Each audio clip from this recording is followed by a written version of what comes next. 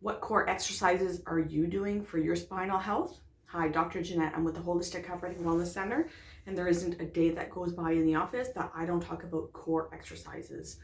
Now, one of the reasons why core exercises are so important that it helps to strengthen your center energy. So if your core, which are the small little muscles that help to support your spine, if they are strong, then all the movements that you do, whether it be arm or leg movements or back movements, will be better supported, and you'll be stronger, and you'll have a less chance to either hurt yourself, better endurance, better strength, better ability to do all the daily things that you need to do.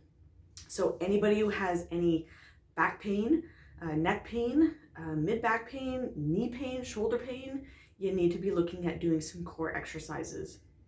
And some of my favorite core exercises, they're my favorite because science has really proven that they are the best exercises to activate those core muscles, the little muscles that help to support your spine.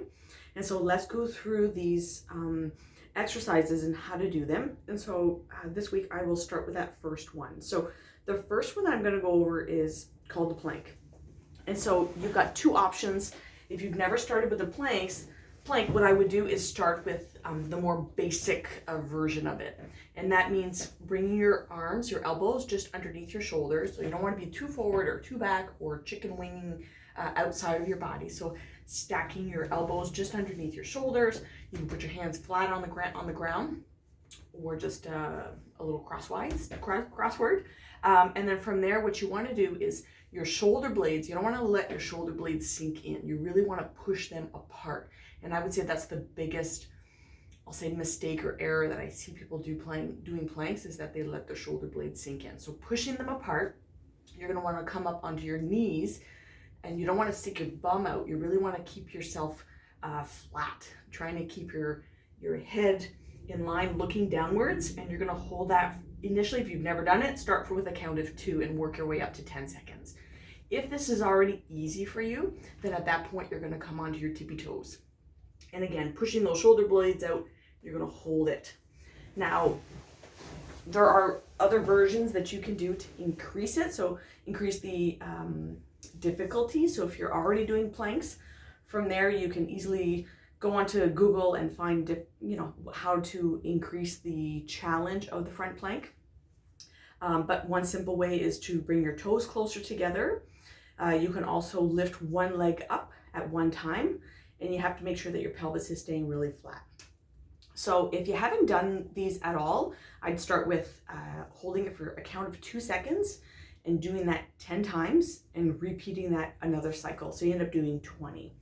And then I would work your way up to adding a second every time. You want to work your way up to 10 seconds, 10 times, and doing that twice. Now, some people will appreciate the challenge and want to hold a plank for up to 2 minutes. And that's an awesome challenge if that's a goal that you want to do for yourself. Now, if that's not a goal, I actually recommend doing it more repeatedly, 10 times for 10 seconds, instead of doing a 2-minute plank once. And the reason for that is most of our daily activities is really repetitive.